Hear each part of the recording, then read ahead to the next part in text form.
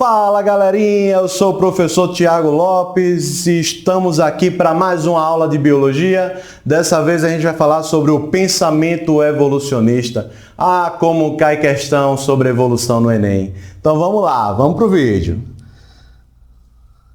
Galera, então o pensamento evolucionista, a gente basicamente vai falar um pouco sobre os principais evolucionistas, ok? E também vamos comentar sobre as suas hipóteses e teorias. Vamos começar pelo Cavaleiro de Lamarck, né? O nosso Jean-Baptiste de Monnet, francês, que viveu entre o século 17 e 18 e que muito influenciou os outros evolucionistas que a gente vai ver na nossa aula. O Cavaleiro de Lamarck, ou Lamarck para nós brasileiros, ele foi responsável pela promoção de duas leis. Leis entre aspas, tá, gente? Na biologia a gente não utiliza lei. Lei é algo imutável. E o pensamento do Lamarck se provou errado com o passar dos tempos. Mas esse carinha aqui, ele foi muito importante para a história da ciência e você não pode esquecer dele. Então ele é autor da Lei do Uso e Desuso e também da Lei da Transmissão das Características Adquiridas, ok? Antes de explicar para vocês o que é que diz essas leis, é importante a gente também contextualizar um pouco a história do Lamarck. O Lamarck, ele era fanzaço de uma hipótese que existia na época, uma hipótese muito polêmica, que era a hipótese da abiogênese, tá? Então, para ele, os seres vivos, eles surgiram do acaso. Então, ele era bastante polêmico para a sua época. E isso atraiu muitas críticas e também admiradores, como o próprio Charles Darwin, ou Darwin, era muito admirador do Lamarck. Mas vamos lá conhecer essas leis aí do Lamarck.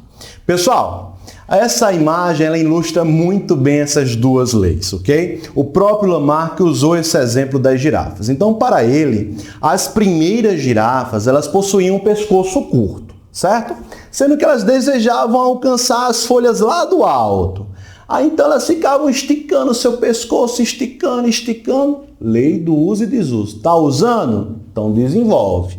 Então essa girafa ela desenvolvia seu pescoço, chegava na vida adulta já estava pescoçuda e quando tinha seus filhotes, os filhotes já nasciam pescoçudos e se esforçavam também, e aumentando o pescoço, e aumentando e reproduzindo, até chegar nas girafas que temos hoje com esse pescoço longo.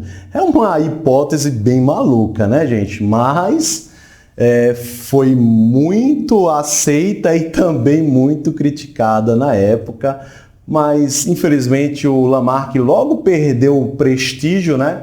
Porque os críticos, os fãs do criacionismo bateram pesado nele.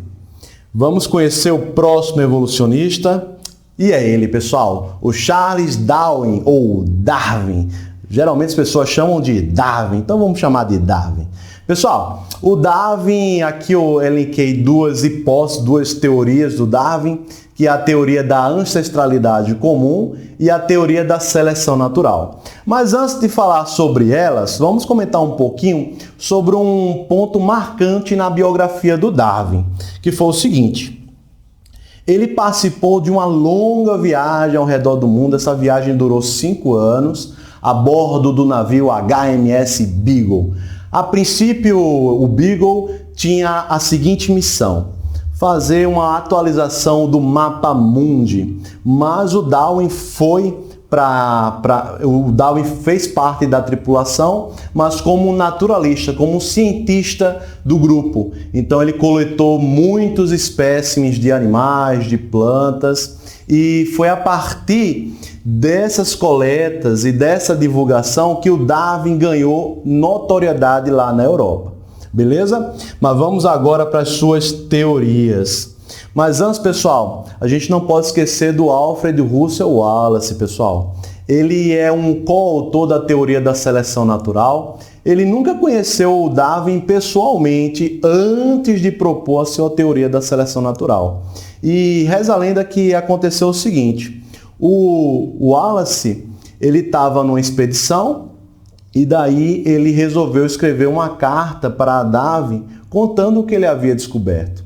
Sendo que o teor dessa carta espantou muito Darwin, porque o Wallace conseguiu descrever e até utilizou as mesmas expressões de seleção natural, então conseguiu escrever muito bem e o Darwin ficou impressionado com aquilo e acabou produzindo um artigo, publicou o artigo dele junto com o artigo do Wallace. Como vocês sabem também, o Darwin é autor do livro A Origem das Espécies e por ter explicado melhor as suas teorias evolucionistas, o Darwin acabou ficando muito mais famoso do que o Wallace e o Wallace acabou esquecido. Eu mesmo quase que esqueci do slide dele. Vamos seguindo, pessoal. Gente, então seleção natural, mas antes de falar sobre ela, a gente precisa lembrar da seleção artificial. O Darwin, ele era fissurado nos criadores de pombos, ele até chegou a criar pombos, ele também acompanhava os criadores de cães e ele sempre ficou impressionado por o seguinte: os criadores diziam ao Darwin o seguinte: olha, me diga como você quer um pombo que eu consigo produzi-lo em 2 anos, 5 anos. E, de fato, os criadores de pombo, lá na Inglaterra, que era o país natal do Darwin, conseguiam fazer isso. Então, aqui na imagem, vocês estão vendo aqui um pombo silvestre, né, um ancestral comum de todos eles. Opa, deixa eu colocar aqui a canetinha. Rapidinho, gente. Pronto. Ó. Então, temos aqui o ancestral comum de todas essas variações aqui do pombo. Tá? Então, os criadores iam cruzando esses pombos e iam obtendo essas variações aqui que impressionavam o público. E o Darwin também fez os seus experimentos e ficou super impressionado. Sendo que quem fazia essas mudanças, quem provocava essas mudanças, era o ser humano. Aí o Darwin pensou, será que o meio ambiente também consegue fazer isso? E daí é que surgiu a teoria da seleção natural. Então, nessa imagem aqui, a gente consegue entender a seleção natural muito bem, pessoal. Então, vocês estão vendo aqui vários coelhinhos. Notem que tem alguns coelhinhos que têm um pelo escuro e tem outros coelhinhos que têm um pelo claro. A ave de rapina aqui em cima vai fazer o papel do meio ambiente. Então, vai selecionar aqueles coelhinhos que estão menos adaptados. Ela vai remover, ela vai eliminar, ela vai conseguir predar aqueles coelhinhos que estão menos adaptados, tá? Mas não confundam, tá, gente? A seleção natural, os organismos que estão melhor adaptados tendem a sobreviver, enquanto que aqueles estão menos adaptados, como no caso aqui os coelhinhos com a pelagem clara, né, tendem a morrer, serem predados, certo? Perderem através da competição e também de outras relações ecológicas que acontecem entre os seres vivos. Beleza, gente? Opa, desculpa, acabei passando. E, pessoal, o Darwin também falou sobre a especiação, que é o processo de surgimento de uma nova espécie. Aqui vocês estão vendo um tipo de especiação que acontece através de uma barreira física. Então, vamos lá, vamos ver como é que acontece. Vocês estão vendo aqui que temos uma população de uma determinada ave, certo? Então, o que é população, pessoal? São organismos da mesma espécie, beleza? Não esquece disso. Sendo que surgiu aqui uma separação entre esse grupo, uma separação nessa população. Então, eles não conseguiam mais se comunicar. E daí não conseguiam trocar os seus genes. Lógico que o Darwin não conhecia sobre genética. Se ele tivesse lido o trabalho do Mendel. Mas, infelizmente, não chegou a ler. Pessoal, o que acontece? Com o passar do tempo, muito tempo, gente, esse grupinho aqui, ó, ele vai se modificar, certo? E esse outro grupinho aqui de baixo também vai se modificar.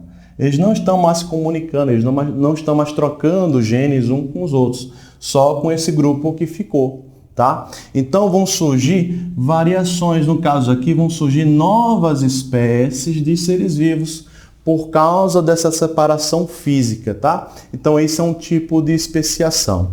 Agora sim, vamos lá para a nossa revisão através do exercício. Pausa o vídeo e tenta responder.